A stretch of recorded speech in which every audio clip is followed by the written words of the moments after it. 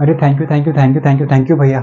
आपकी वजह से ना यार आज मेरा एक क्वेश्चन छूटने से बच गया, क्योंकि मैं उसको एग्जाम से पहले पढ़ के चला गया था आपकी वीडियो देख के। ऐसा तुम बोलोगे मुझे आके, क्योंकि ये वीडियो देखने के बाद जब तुम अपने एग्जाम देने जाओगे ना, तो वहां पर इस वीडियो से आज तुम्हें एक क्वेश्चन तुम्हारे एग्जाम में गारंटेड रखा मिलेगा। मैं नहीं मानता, मानना पड़ेगा, क्योंकि क्वेश्चन बेटा इस एक्सरसाइज से आता है। तो वेलकम बैक दोस्तों in the another part of real number, जिसमें आज हम तुम्हारी एनसीईआरटी बुक का लास्ट एक्सरसाइज जो है उसको फुल एंड फिनिश करने वाले हैं। ठीक है, तो देखो आज जो मैं क्वेश्चन कराने वाला हूँ, जैसे कि मैंने बोल दिया है कि वो मोस्ट इंपॉर्टेंट है, तुम्हारे एग्जाम में आएगा ही आएगा, या तो वेरी शॉर्ट में या फिर शॉर्ट में, लेकिन आएगा जरूर। ठीक है, तो देखो बिना देरी के फटाफट से शुरू करते हैं हमारा रियल नंबर का अनदर पार्ट, जो कि चल रहा है तुम्हारा क्लास 10th एनसीईआरटी सीरीज से। तो मेरे पास ये तुम्हारी बुक है रियल नंबर, सॉरी एनसीईआरटी। तो इसमें फटाफट से एक थ्योरम तुम्हारी छोटी सी बची है, फटाफट से मैं उसको बोर्ड पे लिखता हूँ। ठीक है, और तुम समझो जरा क्या होती है वो। ठीक है, तो तुम्हारी थ्योरम जो है वो तुम्हारी थ्योरम कहती है कि let P be a prime number. Theorem कह रही है कि मान लिया P जो है एक प्राइम नंबर है। ठीक है, आगे देखते हैं। इफ अगर P डिवाइड्स P डिवाइड करता है किसको? ए स्क्वायर को। ठीक है जी, ए स्क्वायर को डिवाइड करता है, then P divides A, where A is a positive integer। इतनी सी तुम्हारी थ्योरम है। अब फटाफट से देखते हैं यार जरा इस थ्योरम ने क्या कहा। बड़ी प्यारी सी थ्योरम है, जो कि हमसे आके कहती है भैया कि P जो है एक कोई प्राइम नंबर है। अब प्राइम नंबर से तुम भली भांति वाकिफ हो। हाँ, P जो है एक प्राइम नंबर है, मतलब इसके सिर्फ दो फैक्टर होते हैं, मात्र दो factor, only exactly two factors. ठीक है, तो P एक प्राइम नंबर है if P divides A square. अगर भाई तुम्हारा ये P जो है अगर इस ए स्क्वायर को डिवाइड करता है और P एक प्राइम नंबर है, तो थ्योरम कहती है कि ये P जो है डिवाइड करेगा इस A को भी, जिसका स्क्वायर हुआ था उस नंबर को भी डिवाइड करेगा। एग्जांपल से देखें तो अगर समझ में तुम्हारी नहीं आया हो तो एग्जांपल क्या हो जाएगा। फॉर एग्जांपल कोई एक प्राइम नंबर ले लो, मैंने प्राइम नंबर ले लिया यहाँ पर 3 से मैं 36 को डिवाइड कर सकता हूं। होता है 3 के टेबल में 1 बार एंड 2 बार 12 बार चला जाएगा। ठीक है, आगे तो इसका मतलब 3 जो है वो डिवाइड करेगा 36, किसका स्क्वायर होता है? 6 का। ठीक है, तो इसका मतलब ये 3 जो है इस 6 को भी डिवाइड करने वाला है। लेकिन यहां जो नंबर है बच्चा तुम्हारा वो सिर्फ एक प्राइम होना चाहिए, क्योंकि नॉन प्राइम में ये वैलिड नहीं हो पाता है। मैं कोई एग्जांपल लेके देखता हूं ताकि तुम्हें समझ में आ जाए नॉन प्राइम नंबर कौन सा हो सकता है। फॉर एग्जाम्पल मैंने यहां पर ले लिया 16 नहीं हो पाएगा, सॉरी 16 नहीं हो पाएगा, कुछ और लेते हैं। इसका एग्जाम्पल क्या हो सकता है? हाँ, इसी को ले लेते हैं। जैसे कि 36 जो है इसको 4 डिवाइड करता है भाई, 4 36 को डिवाइड करता है, बट क्या 4 इस 6 को भी डिवाइड करेगा? क्या 4 इस 6 को डिवाइड करेगा जिसका स्क्वायर है ये? तो नहीं कर पाएगा, क्योंकि 4 के टेबल में 6 आ ही नहीं पाएगा। सिंपल बात, क्यों नहीं कर पाएगा? अब तुम कहोगे भाई थ्योरम तो गलत हो गई। यहाँ भाई थ्योरम गलत नहीं हुई है, थ्योरम ने पहले ही कह दिया था तुम्हें जो P लेना है वो एक प्राइम नंबर होना चाहिए, और तुम्हारा 4 जो है भाई प्राइम नहीं होता। इसके 3 फैक्टर्स होते हैं 1 2 एंड 4, तो तुम्हारा प्राइम नंबर होना यहाँ पर एक भाई जरूरी है। बात समझ में आई? ठीक है, इतनी सी थ्योरम थी, बस फटाफट से एक बार दोबारा देख लो कि P अगर कोई प्राइम नंबर है और वो किसी नंबर के स्क्वायर को डिवाइड करता है, तो वो उस नंबर को भी डिवाइड करने वाला है। ठीक है, इतनी सी थ्योरम थी। अब इस थ्योरम का यूज कहां पे होगा, फटाफट से देखो जरा। हाँ, इससे पहले एक चीज और बतानी थी, वो मैं भूल गया, साथ में लिख देता। देखो, एक टाइप तुमने कई सारे नंबर्स पढ़े होंगे, इवन जो 2 से डिविजिबल होते हैं, ऑड जो 2 से डिविजिबल नहीं होते, प्राइम जिनके 2 फैक्टर होते हैं, और तुमने कंपोजिट पढ़े होंगे, मैंने पढ़ा है जिनके 2 से ज्यादा फैक्टर्स होते हैं। तुमने शायद एक टाइप का नंबर नहीं पढ़ा होगा जिसको हम बोलते हैं जिसको हम बोलते हैं, मैं साइड में लिख रहा हूं यहां पर, को प्राइम, जिनको हम कहते हैं को प्राइम नंबर्स। अभी को प्राइम नंबर क्या होता है, देखो को प्राइम नंबर, सिंपल सी बात, को प्राइम में दो ऐसे नंबर आएंगे या दो से ज्यादा आ सकते हैं, बेसिकली टू ही आते हैं बस, जो जैसे कि मैंने लिया 5 एंड 6, जिनमें कुछ भी कॉमन नहीं होगा एक्सेप्ट 1, क्योंकि 1 तो सब में कॉमन आता है। 5 और 6 दोनों का कोई कॉमन फैक्टर नहीं है, तो ये दोनों नंबर कैसे हैं, हमारे को प्राइम है, ठीक है। अब को प्राइम का मतलब ये नहीं कि तुम्हें सिर्फ वहां प्राइम ही मिलेगा, प्राइम हो या ना हो उससे फर्क नहीं पड़ता, बस दोनों का कोई कॉमन फैक्टर नहीं होना चाहिए। एग्जाम्पल, और जैसे कि मैंने कहा 8 एंड मैं यहां पर ले सकता हूं 15, दोनों ही नंबर प्राइम नहीं है, लेकिन दोनों नंबर को प्राइम है, बिकॉज यहां पर 8 और 15 का कोई भी कॉमन फैक्टर नहीं है। समझ में आया? आया समझ में?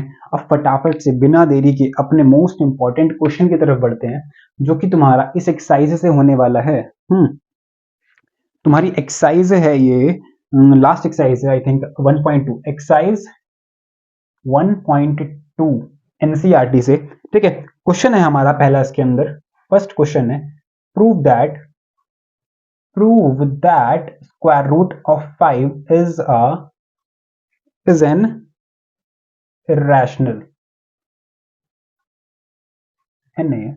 Is irrational. हमको प्रूव करना है कि स्क्वायर रूट 5 जो होता है वो कैसा होता है, एक इर्रेशनल नंबर है, ठीक है। तो देखो बिल्कुल सिंपल सा प्रूव है, और ऐसा क्वेश्चन अगर तुम्हारा आएगा तो वेरी शॉर्ट में आने वाला है, और 101% मैं कह रहा हूं इस एक्सरसाइज से गारंटेड तुम्हारा एक क्वेश्चन रखा मिलेगा तुम्हारे एग्जाम के अंदर। समझ में आया? तो मतलब हमको जो है प्रूव करना है दोस्तों कि रूट 5 जो होता है एक प्राइम नंबर होता है, ठीक है।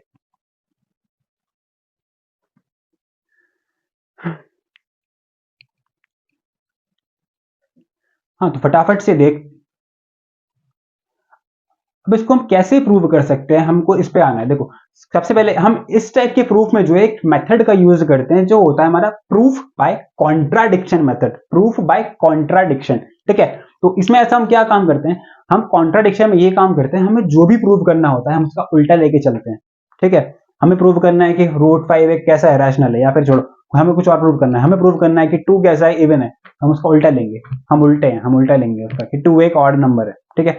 ऐसा लेके चलते हैं। तो कॉन्ट्रडिक्शन में बेसिकली क्या काम करना है तुमको, बस जो भी तुम्हें प्रूव करना है तुम्हें उसको उल्टा लेके चलना है। मुझे कहना है कि रूट 5 एक इरेशनल है, तो मैं अपनी जिद पर अड़ा रहूंगा कि भाई रूट 5 तो है, रैशनल है, कर लो क्या करोगे, ठीक है। तो अब हम कुछ ना कुछ ऐसे करता रहेगा, कोई आएगा मेरे पास और कोई मेरी बात को गलत साबित कर देगा कि मैंने कहा था रूट 5 कैसा है, रैशनल है, बट वो कैसा, जब मेरी बात गलत साबित हो जाएगी तो वो ऑटोमेटिकली कैसा हो जाएगा, वो खुद ही कैसा हो जाएगा, इरेशनल हो जाएगा ना। समझ में नहीं आया?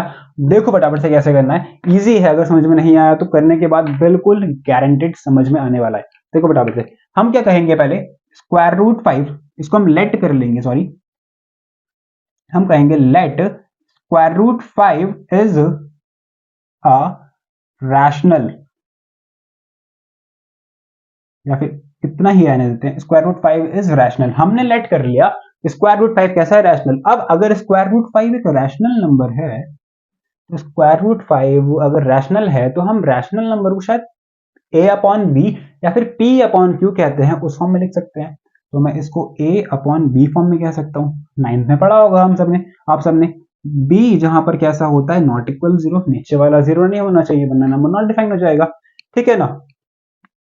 अब दूसरी बात, और हाँ एक चीज ध्यान रखना, ये फ्रैक्शनल फॉर्म है, ठीक है। आपने बचपन से पढ़ा होगा फ्रैक्शनल फॉर्म में जो नंबर्स आते हैं वो लोएस्ट फॉर्म में आते हैं, मतलब उनको जितना काट सकते हैं उतना काटते रहते हैं, जो बचता है फिर उसको लिखते हैं, हाँ है ना। एग्जाम्पल से एक थोड़ा सा समझकर देखिए जरा, जैसे कि मेरे पास आ जाता है 8 अपॉन 12 कह दिया मैंने, तो मैं क्या काम करूंगा, मैं 4 से इसको डिवाइड करूंगा 2 बार, 4 से इसे करूंगा 3 बार, मेरे पास क्या आ जाएगा 2 अपॉन 3। अब भाई ध्यान से देखो जरा, ये न्यूमरेटर और डिनोमिनेटर दोनों ही कैसे हैं, यहाँ पर कंपोजिट है या नहीं, ठीक है, कंपोजिट नंबर आ चुके हैं मेरे पास। तो आपको ध्यान रखना है कि फ्रैक्शनल फॉर्म में लोएस्ट फॉर्म में जो नंबर्स आते हैं वो हमेशा कैसे आते हैं, कंपोजिट आते हैं। और यहाँ पर ये ए और बी भी जो होने वाले हैं कैसे होने वाले हैं, सॉरी सॉरी सॉरी, कंपोजिट यानी कोप्राइम आते हैं, मेरी गलती है, कोप्राइम आते हैं। ये नंबर कैसे हैं, यहाँ पर कोप्राइम है, ठीक है, ध्यान रखना कोप्राइम है। तो यहाँ पर ए और बी भी जो होने वाले हैं कैसे होने वाले हैं, कोप्राइम होने वाले हैं, ठीक है। देखते हैं फटाफट से, where A and B are coprimes, यहाँ पर हम लिख देंगे कि ये कैसे नंबर है, यहाँ पर कोप्राइम्स है, ठीक है। अब इसको मैं शायद ऐसे भी कह सकता हूं, अगर मैं b को उठा के यहां ले आऊं तो square root 5b equal a हो जाएगा, हाँ या ना। On squaring both sides, on squaring both sides, मुझे यहां से स्क्वायर रूट को हटाना है, तो मैंने दोनों तरफ स्क्वायर कर दिया। जब दोनों तरफ स्क्वायर कर दूंगा तो स्क्वायर रूट 5b का whole square equal a square, ये हो जाएगा आपका 5b square equal a square, ठीक है जी। यहां तक कोई दिक्कत नहीं होगी, इजी है। अब एक चीज ध्यान से देखिए, एक चीज ध्यान से देखिए, समझिए जरा। जैसे कि मान लो मुझे 5 की मल्टीप्लाई करनी है 3 से, मेरे पास कितना आएगा 15, ठीक है। मैं 5 की मल्टीप्लाई कर रहा हूं भाई किसी नंबर से, मुझे कुछ आंसर मिल रहा है, तो मैं क्या ऐसा नहीं कह सकता कि ये जो भी आंसर मिल रहा है ये आंसर जो होगा 5 से डिविजिबल होगा, हाँ या ना। यहाँ पर जो भी रिजल्ट आएगा वो 5 से डिविजिबल होगा। तो ऐसे ही यहाँ पर जब 5 की मल्टीप्लाई इस बी स्क्वायर से की गई है तो यहाँ पर ए स्क्वायर आया है, तो मैं कह सकता हूं कि 5 डिवाइड्स ए स्क्वायर, ठीक है। अब हमारा 5 कैसा है, प्राइम नंबर है, तो जब प्राइम नंबर किसी के स्क्वायर को डिवाइड करता है तो वो उसके नंबर को भी डिवाइड करता है। 5 ऑल्सो डिवाइड्स ए, कैसे, बाय थ्योरम, ठीक है जी। बाय थ्योरम से हम कह सकते हैं कि 5 जो है वो डिवाइड करेगा ए को भी, क्योंकि वो ए को डिवाइड कर रहा है और 5 कैसा नंबर है, प्राइम नंबर है। अब दूसरी चीज पे आते हैं। फॉर एग्जाम्पल मैंने कहा कि 5 जो है आपका डिवाइड करता है 35 को, ये इसको डिवाइड करता है, ठीक है जी। 5 डिवाइड करता है 35 को, तो इसका मतलब क्या है कि मैं 5 की मल्टीप्लाई यहां किसी नंबर से करूंगा और मुझे क्या मिल जाएगा 35, हाँ या ना। इसका मतलब ये तो होगा जैसे कि 5 की मल्टीप्लाई मैं 7 से करूंगा, मुझे क्या मिल जाएगा यहाँ पर 35 मिल जाएगा। आगे देखते हैं और कुछ एग्जांपल ले लो। मैंने कहा 6 डिवाइड करता है 42 को, या फिर कुछ और लेते हैं, 6 डिवाइड करता है 48 को, क्या मतलब है, मैं 6 की मल्टीप्लाई अगर किसी नंबर से करूंगा मुझे क्या मिल जाएगा, वो नंबर मिल जाएगा जो उसको डिवाइड कर रहा है। तो ऐसे ही 5 यहाँ पर ए को डिवाइड करता है, इसका मतलब क्या है कि मैं 5 की मल्टीप्लाई किसी नंबर से कर रहा हूँ तब जाके मुझे क्या मिल रहा होगा, ए मिल रहा होगा, ठीक है। तो यहाँ पर हम कह सकते हैं कि 5 सी इक्वल ए, मुझे पता नहीं मल्टीप्लाई किससे करनी है तो मैंने उस नंबर को सी मान लिया, ठीक है। वेयर, यहां पर लिख देंगे where C is any integer,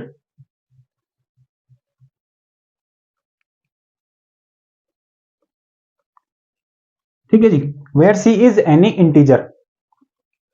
अब क्या काम करना है, फिर से वही काम करेंगे, ऑन स्क्वायरिंग बोथ साइड्स, जब दोनों तरफ मैं स्क्वायर कर दूंगा ये हो जाएगा 5c स्क्वायर इक्वल ए स्क्वायर, ठीक है जी। अब साइड में कर देता हूं यहां पर,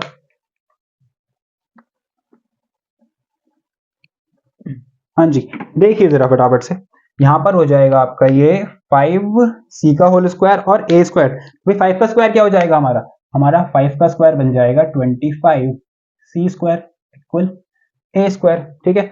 अब ए स्क्वायर की वैल्यू मैं कहीं से ले सकता हूं क्या, तो बिल्कुल ले सकता हूं।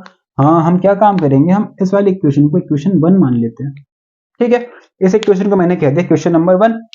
तो ए स्क्वायर की वैल्यू यहां से कितनी आ रही है 5b स्क्वायर, तो मैं यहां पुट कर रहा हूं 525c स्क्वायर इक्वल ए स्क्वायर की जगह 5b स्क्वायर। अब 5 से 25 कितनी बार डिवाइड हो जाएगा 5 बार, ये आ गया हमारा 5c square equal b square.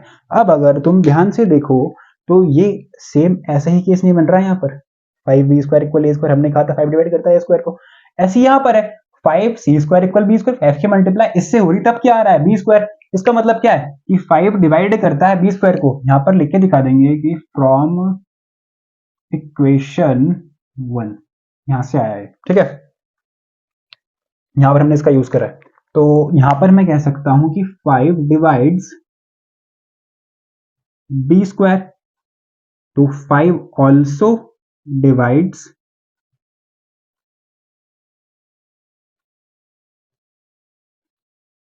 B. तो 5 बी स्क्वायर को डिवाइड कर रहा है, वो 5 एक प्राइम नंबर है, तो वो 5 जिस नंबर का स्क्वायर हो रहा है उस नंबर को भी डिवाइड करेगा। ठीक है ना। अब बस हमारी कहानी खत्म। यहाँ पर हो गया आपका प्रूफ। कैसे भाई? हमने कहा था कि ए और बी कैसे नंबर हैं? कोप्राइम। कोप्राइम नंबर में कुछ भी कॉमन फैक्टर नहीं होता है। अब भाई तुम्हारा 5 कह रहा है कि मैं तो भैया ए को भी डिवाइड करता हूं और मैं तो भैया बी को भी डिवाइड करता हूं। यार ऐसा कैसे हो जाएगा? हमने ऊपर कह दिया कि ए और बी कैसे हैं? कोप्राइम है। और 5 जो है यहाँ पर ए को भी डिवाइड कर रहा है, बी को भी डिवाइड कर रहा है, तो ऐसा तो नहीं हो सकता ना। ऐसा कहीं तो गड़बड़ हो रही है। तो गड़बड़ कहाँ से होनी शुरू हुई होगी बच्चा? हाँ, गड़बड़ शुरू होनी हुई होगी यहाँ से, क्योंकि हमने कहा था यार स्क्वायर रूट 5 एक रैशनल नंबर है। सारी गड़बड़ घोटाला जो स्टार्ट हुआ है यहाँ से स्टार्ट हुआ है। तो हमारी गलती है, हमने गलत माना। तो इसका मतलब ये फ्रूट 5 रैशनल ना होके कैसा हो जाएगा? रैशनल। बट डायरेक्ट नहीं कह सकते, थोड़ा सा यहाँ पे कुछ कहना पड़ेगा, जो कि हम बताते हैं आपको क्या कहना है। यहाँ पर हम कहेंगे कि हेयर, या फिर यहाँ पर हम कहते हैं, यहाँ पर हम लिखते हैं थोड़ी सी थ्योरी में क्या लिखें, जैसे कि यहाँ पर हम लिख देंगे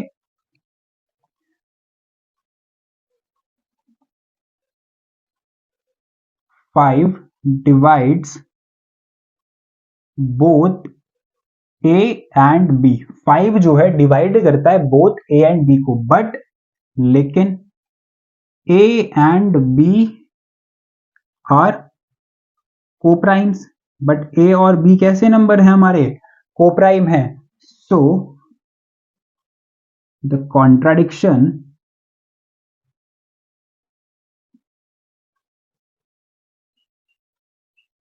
contradiction has arisen because of our incorrect, या फिर कह सकते हैं wrong assumption that, यहां पर कॉन्ट्राडिक्शन अराइज हो गया है हमारी इनकरेक्ट अजप्शन की वजह से। जो हमने माना था, हमने क्या माना था? That square root 5 is rational. हमने माना था स्क्वायर रूट 5 कैसा है? रैशनल। उसकी वजह से यहां पर ये कॉन्ट्राडिक्शन अराइज हो गया है। तो 10 इसलिए हम कहेंगे कि स्क्वायर रूट 5 एक रैशनल नहीं, कैसा है? Square root 5 is an irrational. बस इतना सा आपको करना है। लास्ट में बड़े चमचमाते हुए अक्षरों में लिख देना हेंस प्रूव्ड। खत्म। टीचर आपको इसके 2 मार्क्स एकदम टिक कर देगा। कोई दिक्कत वाली बात नहीं है। ठीक है, फटाफट से इसको एक बार देखो, समझो, नोट करो। अगले क्वेश्चन में चलते हैं, क्योंकि इस एक्सरसाइज से तुम्हारा एक क्वेश्चन जरूर आने वाला है। ठीक है, फटाफट से इसको नोट करो जरा पॉज करके। ठीक है, अब दूसरी चीज देखो, क्वेश्चन में क्या होता है, बस आपका यहां पर क्या चेंज कर देगा। कभी कभी क्वेश्चन में रूट 5 की जगह रूट 2 आ सकता है, रूट 3 आ सकता है, रूट 7 आ सकता है। तो आपको क्या चेंज करना है वो देख लो। पूरा क्वेश्चन आपको एज इट इज छापना है एग्जाम में। बस चेंज क्या करना है, अगर मान लो यहां पर आता है तुम्हारा रूट 2, 5 की जगह 2, 3 या जो भी नंबर आता है, तो हम उसको यहां चेंज कर देंगे। ठीक है, यहां पर चेंज कर देंगे। ठीक है, और यहां पर भी 2 बन जाएगा, एक यहां पर 2 बन जाएगा, जहां जहां 5 है यहां 2 बन जाएगा, यहां 2 बन जाएगा, यहां 2 बन जाएगा, यहां भी 2 बन जाएगा। और कहां चेंज होगा? यहां भी 2 बन जाएगा जी। 25 की जगह आएगा फिर आपका 4। ठीक है, जहां 5 है वहां 2 आना है, जहां 25 है वहां 4 आना है। बस पूरे क्वेश्चन में आपको ये चेंज करना है, बाकी आपको एक एक वर्ड, एक एक सिंबल ऐसे का ऐसा एज इट इज लगाना है। समझ में आया? और आपको कुछ चेंज नहीं करना है, बाकी बस इतना ही सेम क्वेश्चन चलेगा आपका। इस पे जो क्वेश्चन आता है वो रूट 5 आता है, इसकी जगह 2 आ सकता है, 3 आ सकता है या 7 आ सकता है, कोई ना कोई प्राइम नंबर ही यहाँ पर आपका आएगा। ठीक है, फटाफट से इसको फटाफट से लिख लो, कहीं पर नोट कर लो इसी के साथ जल्दी से। तो अब जरा चलते हैं हमारे क्वेश्चन नंबर सेकंड की तरफ, जो कि आपकी एनसीईआरटी 1.2 का सेकंड क्वेश्चन है। ठीक है, देखो कुछ नहीं करना है, ये भी बहुत इजी क्वेश्चन है, बल्कि उस वाले से छोटा आएगा ये क्वेश्चन। ठीक है, और ये क्वेश्चन जो है आपका वेरी शॉर्ट, शॉर्ट दोनों में से किसी में भी आ सकता है। तो क्या करना है, सेम काम करेंगे। Let root sorry 3 plus 2 root 5 is rational. पहले हम इसको मान लेंगे रैशनल, क्योंकि हमें उल्टा मानने का शौक है कॉन्ट्रडिक्शन मेथड में।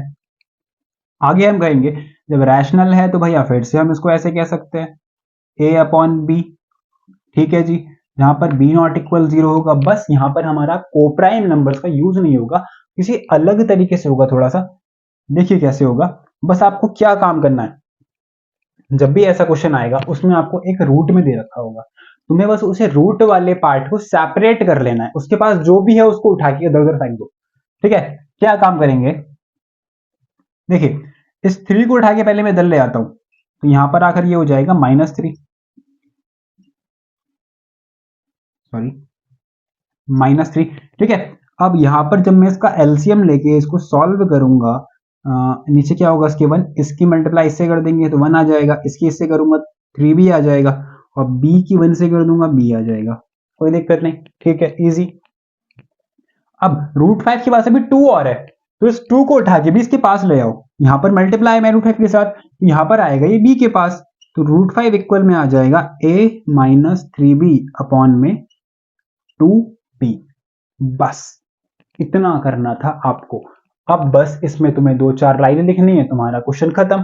क्या लाइंस लिखनी है, हम यहां पर लिखेंगे since a and b are integers.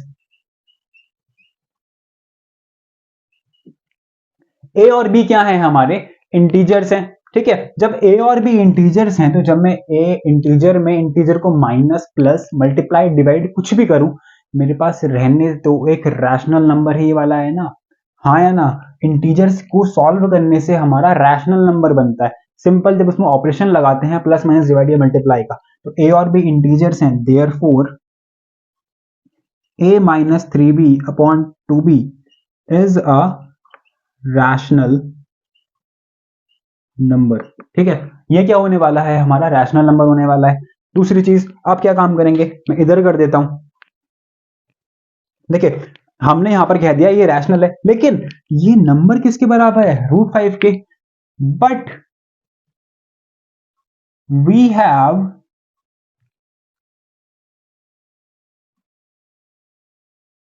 Contradict that √5 is irrational. हमारे पास कॉन्ट्राडिक्ट है, हमने प्रूव करा है कि √5 जो है कैसा होता है, इरेशनल। अब भाई खुद सोच के देखो जरा, एक इरेशनल नंबर एक रैशनल नंबर के बराबर तो हो नहीं सकता ना। एक एक उस यूनिवर्स का कोई नंबर इस यूनिवर्स के जिस रहने वाले के बराबर थोड़ी ना हो जाएगा, हाँ है ना। मेरी बात को समझो बस, कि एक रैशनल और एक इरेशनल कभी भी आपस में बराबर नहीं हो सकते। ठीक है, बिल्कुल दोनों अलग अलग जगह से आते हैं, तो दोनों आपस में बिल्कुल बराबर नहीं है। ठीक है ना, तो हमारा ये इसके बराबर है, तो बस यहीं पे हमारा क्वेश्चन खत्म। हम कह देंगे कि सो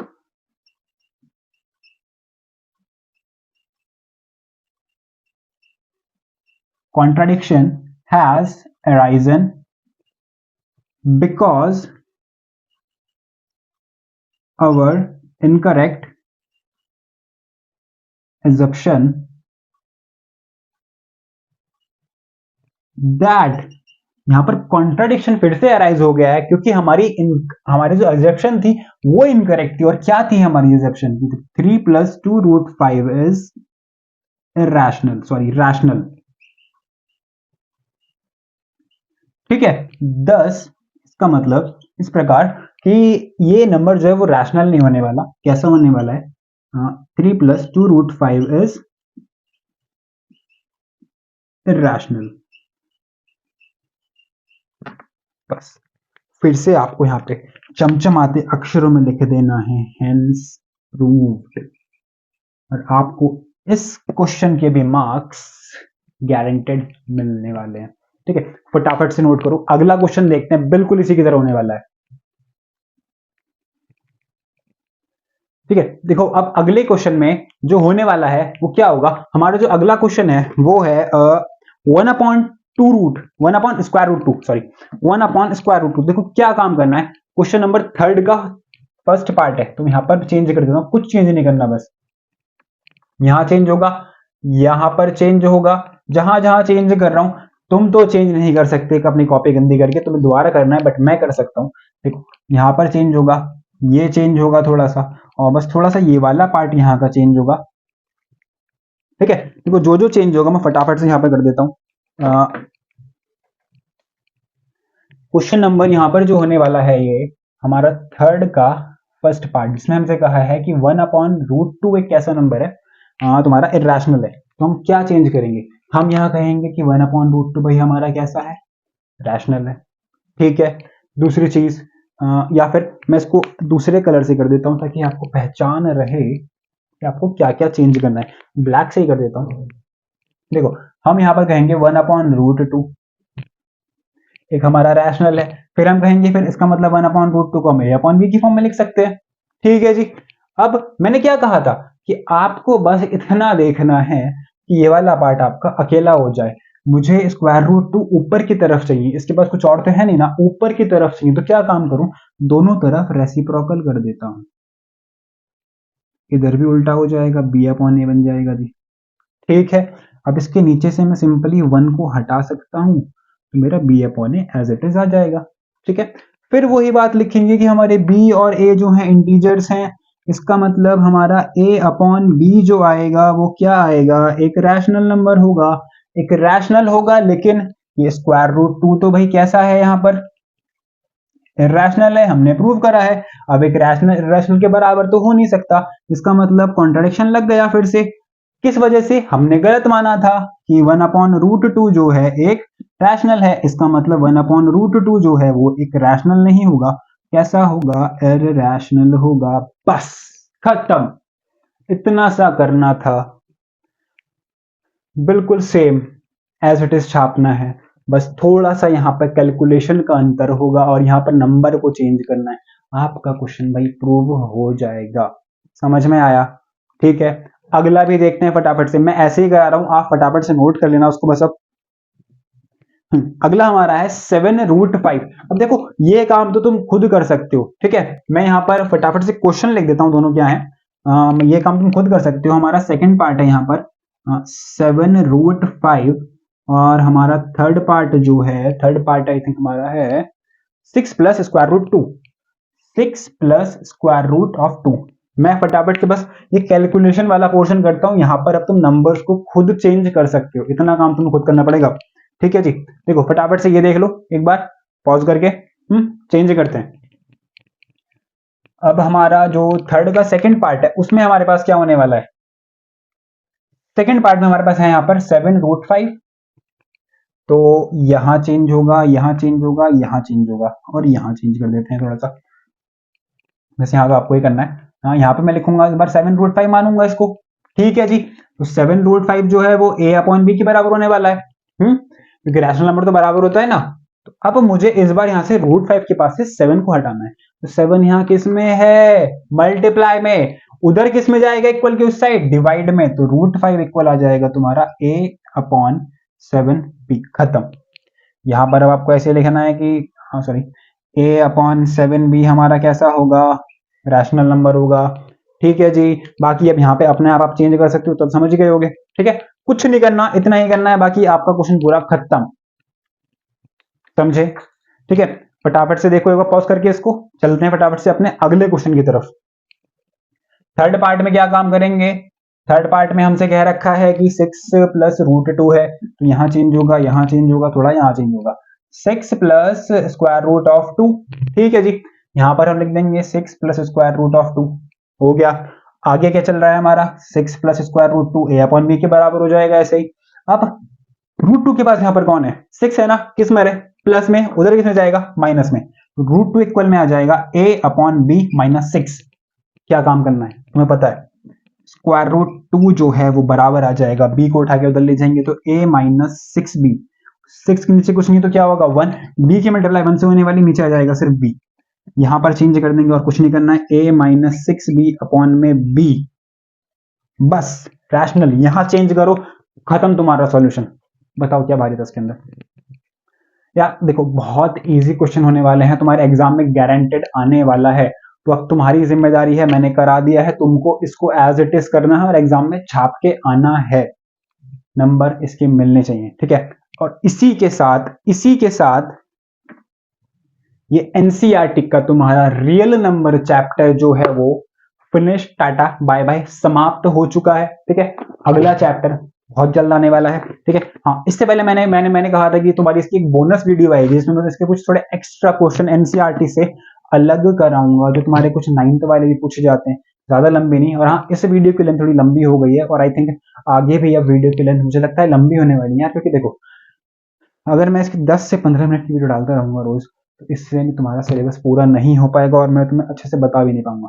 तो लेंथ यार देखो थोड़ी सी, आई थिंक मुझे लगता है कि कम से कम 30 मिनट्स तक तो जाने वाली है, मैक्सिमम 30 मिनट्स तक, आई होप उससे ज्यादा ना हो, बट होती है तो प्लीज थोड़ा सपोर्ट बनाए रखना, ठीक है। देखो 30 मिनट्स तक जाने वाली है लेंथ शायद, मैं ट्राई करूंगा कि उससे काफी कम रहे, ताकि आपको देख ज्यादा लंबी वीडियो ना देखनी पड़े, आपको छोटी वीडियो से ही अच्छे से सटीक समझ में आ जाए। चैप्टर फर्स्ट हम रियल नंबर्स का खत्म कर चुके हैं, अगला चैप्टर पॉलिनोमियल फटाफट से आने वाला है, लेकिन इससे पहले रियल नंबर का पूरा रिवीजन आपका हो जाना चाहिए, ठीक है। तो मिलते हैं भाई अगली वीडियो में, तब तक के लिए bye bye, like it, subscribe the channel and share कर दो अपने सभी दोस्तों के साथ, ठीक है। मिलते हैं नेक्स्ट वीडियो में, बाय बाय, टाटा।